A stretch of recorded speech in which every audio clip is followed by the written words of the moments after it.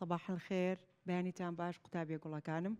هاتینەوە لاتان من مامۆستا شیرین مامۆستا عەرەبی بە بابەتێکی نوێی پۆلی حەوتی خۆتان لە وەحدەی شەشەم بە ناوی ضوابط اللغة ببورن ئەم جارە مۆزوعەکەمان ناوی چییە؟ ئیملایەکمان هەیە الهەمزە المتوسطة مسبوقة بحرف ساكن. همزة المتوسطة يعني يكسر تو مش تخيت لاي شي مش تخيت لاي أو يكتو همزة كتي متوسطة شون يعني متوسطة واتا هر كلمة هاتا بيشت يكسر أتشيبو لاي أو يبزاني همزة كي لنا وندا يعني كوتوتا أولي يا كوتوتا أخيري تو أبي فوكست لسر أو أبي بون منابلين أما كلمة كمانا أبي ليرة بوي بقاري نلا بداية نلا أخيري واتا لنا وراستي وشكت بو همزة أقري باش أم همزة كمن هما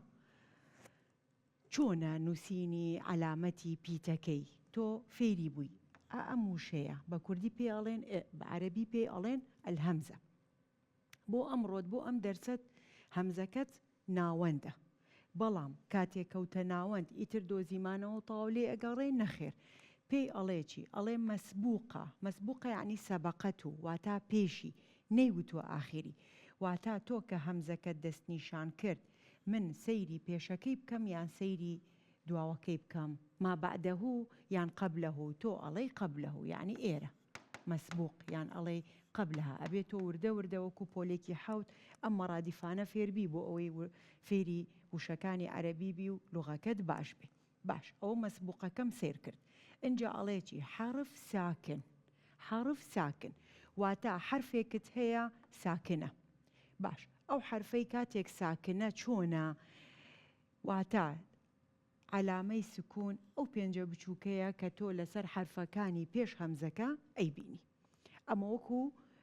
ناوەڕۆکی یان چۆن ئەڵێ معلومەیەک بۆ ئەوەی کە چوینە ناوەڕۆک لە وەزعەکە تێبگەی سێ نمونەتەیە سەیریکە لەگەڵم يسألو يسألو نمونەی دووەم المسؤول بنيت أنا المسؤول يعني همزة ليرة في وسط في هذه الكلمة هم وقع في الوسط ليرة أسئلة ديسان هر لوسط بلام أجر دقتي وسط كان يعني هر يك لهمزة كانم لقل حرفك إشي كردوه بيشو يبتشينا سر حرفة كان سيدي بيشا كان يبكبزانا حرفة كم ساكنة آية أو عنواني داويتي تواوى مضبوطة بالي سيرك يسأل سرسينك ساكنة مسؤول سرسينك مسكونة واتا سكون إيشي تشيو هر بيتك كاتك سكونة جاتا سري راي أقري يعني توزي وشكا هي منكي دوايا وحركة أديتي أو هلوكو معلوميكي عام بوخود بيزانة إنجا بابين سيري خالية كم كن داواي چی ماليكا الله ما حركة الحرف الذي يسبق الهمزة المتوسطة حركة الحرف واتا حرفكي قبلها وتمانشي قبلها أو مسبوقة هرسي كان أقردي قدي حركي همزة المتوسطة كبيشي كوتوا ساكنة في كل من هذه الكلمات واتا تو يكسر أبي فير بي همزة ساكنة همزة متوسطة كت لبيشكي ساكنة أما نقطية كمت إنجا عليك دو يعني با ألم تكتب الهمزة في كل من هذه الكلمات بحسب ما يناسب حركتها علي آية همزة كأجردي قدي هر يكو بشيوازك ببي حركو يعني شون لي كوتني وشكنا نسراوة بلي شون بزانا سيري أو كاكين ورده بابتشين بولاي قاعدة كي استنتاجة كمان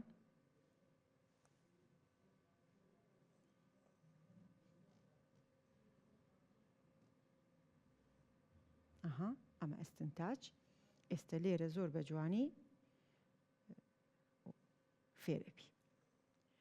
الله إذا وقعت الهمزة متوسطة بعد حرف ساكن تو فيربي حرف ساكن شيء وتمانا قرمه وشا كمان بيه ليرة أبي سكون ببينم ليرش همزة كم أكبه باش كتبت على ما يناسب الحركة عليه همزة كان لقل كي تعاملك لقل أم حركانا بو أوي بتواني دنقكي تواب باش كان حرفي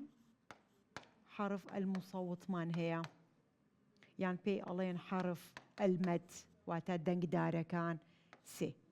تو إتر أبي أمانة فيربوبي ألف واو ياء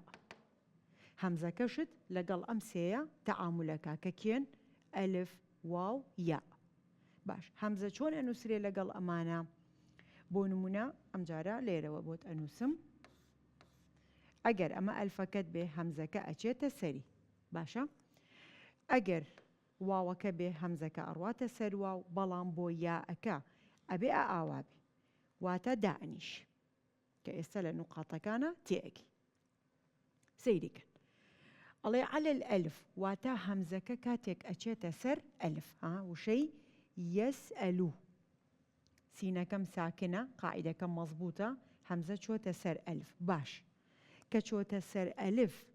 أجر دقتي دن لسر ألف كشي هي فتحة بو لبر أوي بشو كراوي أم مصوتة فتحة على الألف إذا كانت الهمزة مفتوحة سيريكا على الألف والهمزة مفتوحة كواتا من أما شون حليكم أقل امتحان بومبي علين همزة في وسط الكلمة ليرة على الألف قبلها ساكن همزة مفتوحة فتحي ورقرتو بحكمي شي بحكمي أوي لسر الفكيه يوادار واضح بيبوتا النقطة الثانية على الياء سيريك ياء كشي نسراوة على الياء غير منقوطة واتاتو ياء هي أعوى بالنقطة بلام كاتي همزة مخستة سري دام نيشان نقطة كان نامينه بويا أبي نوسيني همزة كت أعوى بي ألين على الياء بس غير منقوطة علي إذا كانت الهمزة مكسورة طبعا كاتك تو همزة كدانيشان أبي لقلي شي كسري بوداني كواتا ليرة من شي ألين همزة مكسورة قبلها ساكن كسرة كتشيا كسرة كم بشو كراوي ياء واتا بو أوي يائي مصوت بشو كينوا بيك محركة أبي كسرة دانين أي وتمان لألفك شي دانين لألفك فتحة دانين أما النقطة الثانية النقطة الثالثة على الواو سيدي وشي المسؤول على إذا كانت الهمزة مضمومة واتا الليرة لو شيء مسؤول ضمتها بيشي شي ساكنة كواتا ألين همزة مضمومة قبلها ساكن استا تؤبي فيربي همزة متوسطة كيه أو همزية كالدواي كيدي لدواي حرف ساكن واتا أو شاني كبيشكانيان سكوني ورقرتوه بلام بمرجيشي كتبت على ما يناسب حركتها واتا حركة كي ببي كوتني لكلمة دا أنري إنجا أم همزة تو أبي فيربي لقل سيبيتا مصوتك ألف واو ياء تعاملك بلان بمرجي كان لقل ألفك أبي فتحة ورقري بولا بروي قاعدة كي آوايا لقل يا أكد بس يا غير منقوطة كمان هي أبي كسرة ورقري لقل واوكش ضمة ورقري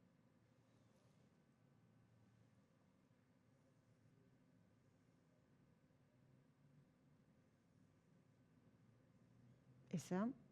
اگر سيريكي تمرينة كانتان بكن بوي جوانتر لبابتك تبقي داواي چي ماليك الله أعلل شفويا كتابة الهمزة في كل من الكلمات الآتية أم الله چي شفويا بلان بخوت أنا زان لكاتي امتحان شفوي مانية أو كاتتو بنوسين أي نوسيت سيري وشي كم سكون لبيش كوتو همزة شو تسر ألف سيري وشي فتحية كواتا ألين شي ألين همزة مفتوحة قبلها ساكن همزة مفتوحة قبلها ساكن يدوم همزة كشو تسر كي سر واو كواتا ليربي ألين شي همزة مضمومة قبلها ساكن همزة مضمومة قبلها ساكن لو شي فجأة همزة لقل كي تعاملك لقل ألف كواتات شيء مفتوحة همزة مفتوحة أي قبلك ساكنة باش ترئيس سەیریکە تەرئیس هەر یەکسەر خۆی لە لەحنی دەمت کەسرە دەرەچێ کەواتە لێرە هەمزەکەم لەگەڵ کێ تەعاملی کردووە لەگەڵ یائێکی غێر منقوتە قبلها ساکن. باش نقطەی باءەکەمان داوای چی ئەکا ئەڵێ اكتب الهمزة في الفراغ كما يجب واتا تۆ لەم فەراغانە هەمزە دائنی بە پێی پێویستی وشەکەت. ئەڵێ هذه مەس ڕاوەستاوە نیوەکەی تری لە. باش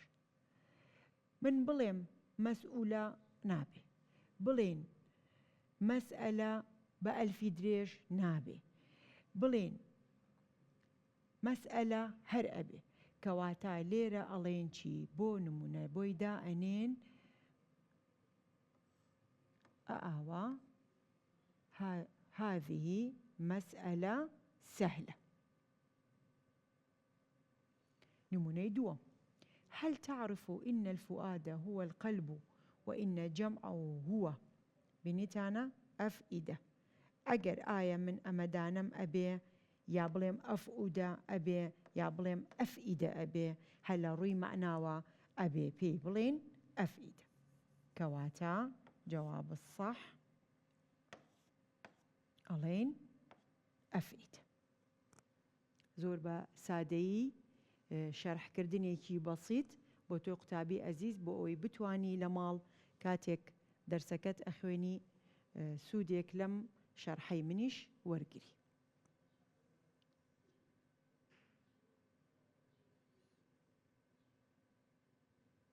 دووبارەیەکەینەوە مۆزوعەکەمان لەسەر چی بوو؟ لەسەر هەمزەی متەوەسیتە. وتمان متەوەسیتە کێیە؟ متەوەسیتە ئەو هەمزەیەیە کاتێک ئەواتە ئەم هەمزەیە کاتێک ئەکەوێتە ناوەڕاستی وشەکەم. باش کاتێک ئەکەوێتە ناوەڕاستی وشەکەم ئایا من هەروە لێ ئەگەڕێم یان هەروە ئەیناسمەوە؟ نەخێر، دەبێت لە پێشەکەی حرفی ساکن ببینی. مەسەڵەن زۆر جار زۆر ینی واردە مامۆساکەت لە ئیمتیحان بۆت بێنێتەوە وەکو وشەی یەسئەل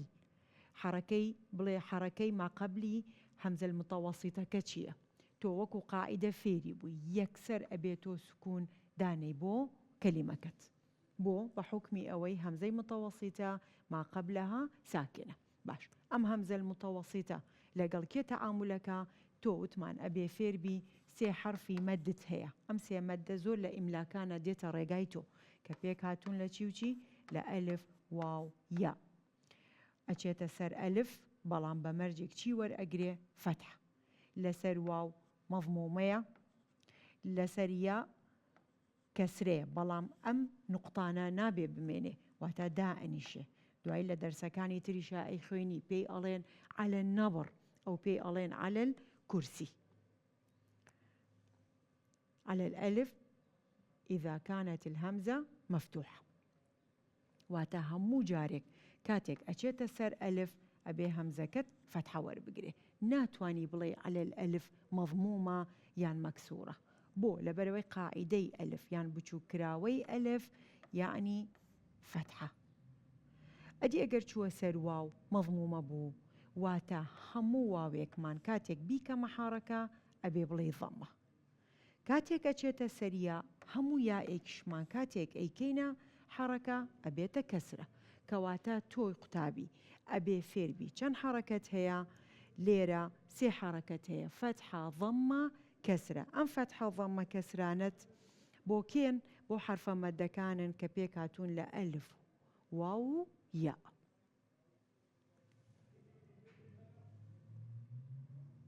ئێستا تۆ لەگەڵم بە. يعلل شفويا كتابة الهمزة. طبعا الامتحان بود بي بيتنا يعلل شفويا داواي سببت ليك على السبب على السبب يعني علل كتابة الهمزة في هذه الكلمات يعني بلام شفوية كيلي درهيني بۆ نمونە کاتێک تۆ وشەیەکی ئاوا ئەبینی وتمان یەکسەر چاوەخەیتە سەر چی؟ چاوەخەیتە سەر ئەوەی یەکەم جار بزانی هەمزەکەت لەگەڵ کێ تەعاملی کردووە. لێرە مەسەڵەن بۆ نمونە تەعاملم لەگەڵ کێ؟ لەگەڵ ئەلفە. لێرە تەعاملم لەگەڵ کێیە لەگەڵ واوە لێرە تەعاملم لەگەڵ یاءە بەڵام غێر منقوطەیە لە هەموو حاڵەتەکانە وتمان وتت همزة مفتوحة ئەڵێ قبلها ساكن همزة مضمومة قبلها ساكن همزة مكسورة هر قبلها ساكنة ولا تمريناتي شاكاتي بودي إكاتا فراغاتوا طبعا ليرة أبي توزي خوت برمعنا كردبي بو أوي بتواني بأساني كنترولي درسكت بكي طبعا همو جاريكاتي درس شرحكين تو أبي ورقة وقلمك للاي خوتا داني لقل كتابك دانيش من شي أليم محاولش بكا أجر يكم جار نتواني قلم بكار بيني جو أجري لدرسك دوای ئەوە ئەنجا بە وەرەقە و قەڵەم لەگەڵ شەرحی من خۆ تێستەکەی لەسەر کتابەکەت بۆ ئەوی بتوانی بە ئاسانترین شێوە بۆ ڕۆژی تاقیکردنەوەکانت خۆت ئامادە بکەی چونکە ئەگەر تۆ بەس بە گوێگرتن گوێ لە من بگری ئەو کاتە ئەو نەتیجەیە نادا بەدەستەوە کە خۆ چاوەڕێی ئێمە لێرین بۆ ئەوی بتوانین بە ئاسانترین شێوە بە سادەترین ئەو معلومە بەسیتانە بدەینە تۆی ئەزیز بۆی بتوانی لە ئیمتیحانەکانە نمرەی چاکی لێبێنی اینجا لە دوای ئەوە ئینشاءڵڵا مۆزوعێکی ترمانەیە بە ناوی حرف جەڕ بۆ باسەکەم کە چۆن جەڕ کێن لەگەڵ کێ تەعامولەکان چۆن ئیشەکان ئێستا وەکو مقەدیمەیەک تۆ لەگەڵ مابی حرفە جەڕەکان ئەگەر بیزانی یان با پێکەوە سەیرێکی بکەین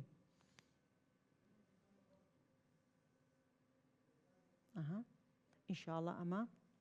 لە ڤیددیوەیەکی تر بۆت باسەکەم بەڵام هەر وەکو مقەدیمەیەک بیزانە کە حرفەکە جەڕەکان کێن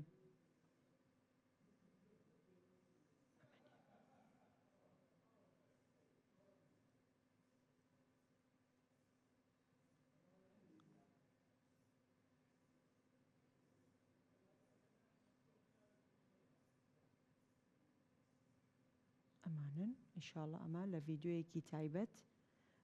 زۆر بە جوانی بۆت باسەکەم بەڵام وەکو مقەدیمەیەک بۆی تۆش خۆت لەگەڵ من ئامادەکەی ئەو کاتە فێرتەکەم حروفت جەڕ کێن ئەگەر دیقەتی ئەم نەسە بدەی مەسەلەن بۆ نمونە لێرە وشەکەی کێ سوور کراوە عەن لە کەلیمەی دووەم عەلا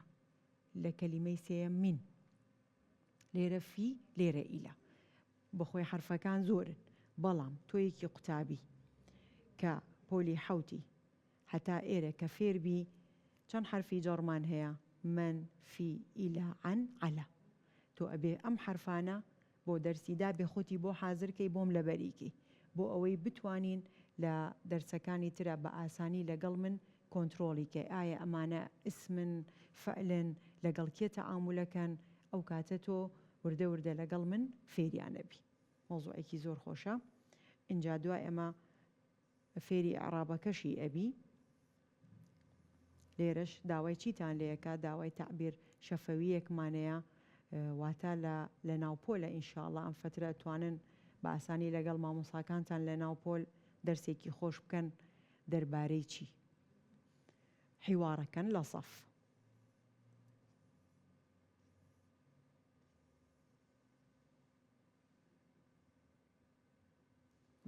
دينو بو قاعدكي هم موضوعي خومان كلا سرچي بو الهمزة المتوسطة مسبوقة بحرف ساكن واتا أبي توبو أوي استنتاجة كان ضبط كي أبي بيناسكي لبركي بو أوي بتواني شرحكي ضبط كي يعني لامتحانا كنترولي وضعك بكي كوتا باسم لبيرة نجي حرف ساكن كي أو حرفية كاتيك تو تعاملي لقالكي همزة متوسطة كتش لقالي إيشكات أبي لبيشي ساكنة كبيبيني كلقال كيا همزة متوسطة ألف يا واو بيشكشي مسبوقة وكو أمن مناني كدابو بهيواي سوت هوا دارم تواني بيت من درسي كي سوكو آسان من خوند بيو ونمري طواوي لي بينن زور سپاس بو گوگرتنتان